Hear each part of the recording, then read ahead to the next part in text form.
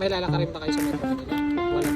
Kasi sir, medyo mahigpit na dito. Kasi kung pupunta kayo ng Metro Manila, papapirmahin ko kayo ng contract about sa MCAP. What is up guys? Good day sa inyo lahat. So today, is magdi-deliver na naman tayo sa airport. Magdi-deliver nga pala tayo sa Terminal 1. Actually, kakakuha lang natin tong isang unit natin, si Kaizen. Then, diretso na agad natin sa Terminal 1 para sa next renter naman. So ayun guys, tara. So ayun guys, bali nandito na ako sa Terminal 1, Parking B ulit. Kasi ito yung designated na parking for the public vehicles. Doon kasi sa kabila sa Parking C for mga TNVS, taxi, mga ganun. So waiting na lang ako sa update ni client. Then after nun, susunduin ko siya sa arrival. Then pupunta kami dito para ma-check niya yung unit. Then after niya yung ma-check yung unit, ipapaliwanag ko naman sa kanya yung contract. Then after nun, bayaran. Then tapos na. Ganun lang yung kadali guys. So update ko na lang kayo guys kapag susunduin ko na sila client. So yun guys, medyo inabot na tayo ng gabi. Sabi kasi ni client, medyo mahaba daw yung pila sa immigration. Pero still waiting pa rin tayo sa kanila. Ano sir, diretso na kayo ng Bicol. Medyo malayo biyahe nyo sir, kaya nyo pa? Pahinga naman sa Ilang oras yung biyahe nyo sir? halos 8 tapos Tagal. Parang papunta na rin ng Bicol ah. bayan na doble. 24 oras na kayong, eto sir yung ano, 24 oras na kayong nasa biyahe. Kami na sir, ako na maglalagay. Mabigat. Okay lang po.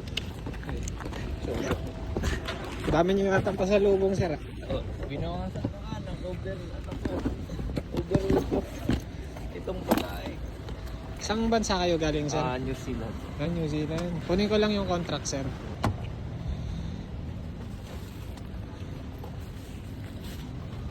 Sir, ipaliwanag ko na lang din yung ano, itong nandito sa contract habang may ginagawa kayo sir.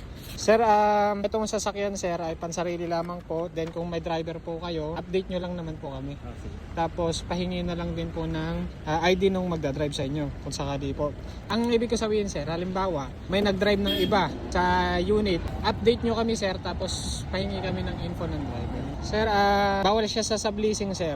I-return nyo yung vehicle sir na same condition nung binigay namin. Sir, bawal kayong mag-drive ng lasing ha. Yung destination sir, kailangan i-declare nyo po sa amin. Kung baga halimbawa may nagbago sa itinerary nyo, i-ano nyo kami. What if yung mapupunta kailangan din yan? Saan ba itinerary nyo sir? Sa Albay. Sa Albay sir? Okay lang naman yun sir. Pero halimbawa pupunta kayo ng Metro Manila sir, update nyo kami. Pero may lalakarin ba kayo sa Metro Manila? Wala naman. Kasi sir, medyo mahigpit na dito. Kasi kung pupunta kayo ng Metro Manila, papapirmahin ko kayo ng contract about sa MCAP. Kung napapanood nyo po sa ano ngayon, medyo mahigpit nga po kayo. Kasi if ever na magkaroon kayo ng violation about MCAP, sa inyo po i-charge yun. Destination sir, palagay na lang din dito mamaya. Sir, bali, ang ilalagay ko ng oras ngayon ay, anong oras na ba? 6:30. Tapos, sa end ng ano sir, ng rent, 6:30 PM din ang balik.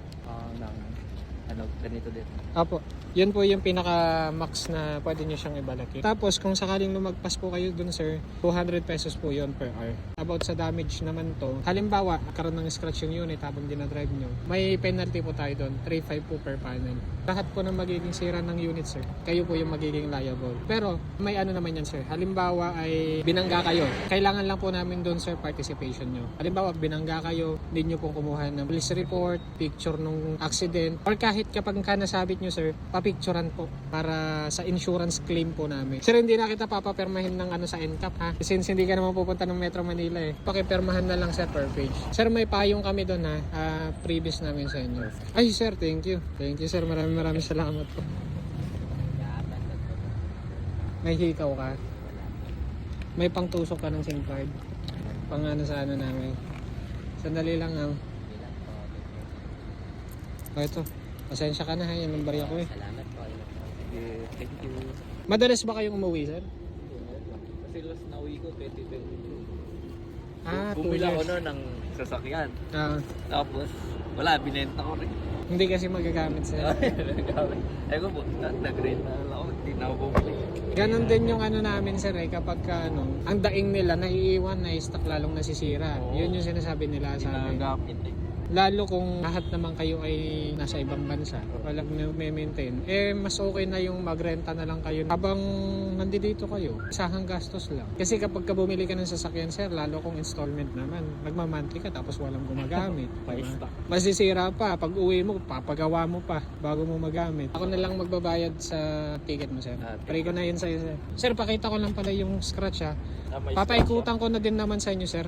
Minor scratch lang naman to, sir. Ayan lang, sir, oh. Ganun. Ayan lang. Tapos, eto. May itim. Pinaglaruan. Hindi ko alam kung paano nangyari dyan, sir. Actually, kakagaling lang to sa Las Renter, sir.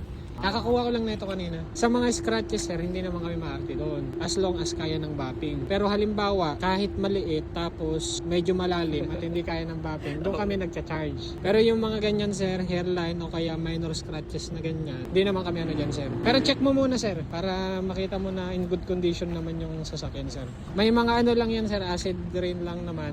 Pero wala naman yan, sir. Diretso ka talagang Bicol, sir. Parang naano ako sa'yo. Naibigla ka. Bibigla ako sa'yo, sir. So, paano, sir? Thank Thank you, sir. Dito na ako, sir. Okay lang yun, sir. Ingat, sir. Ingat. So, yun guys. Nabigay ko na yung unit kay client. Bali, naantay ko na lang yung binok kong grab. Then, diretso na ako sa Quezon City. Makikitulog dun sa kaibigan ko. Kasi bukas ng 4 AM ay may pick up pa ulit ako dito naman sa Terminal 2. So, yun lang guys. Thank you for watching.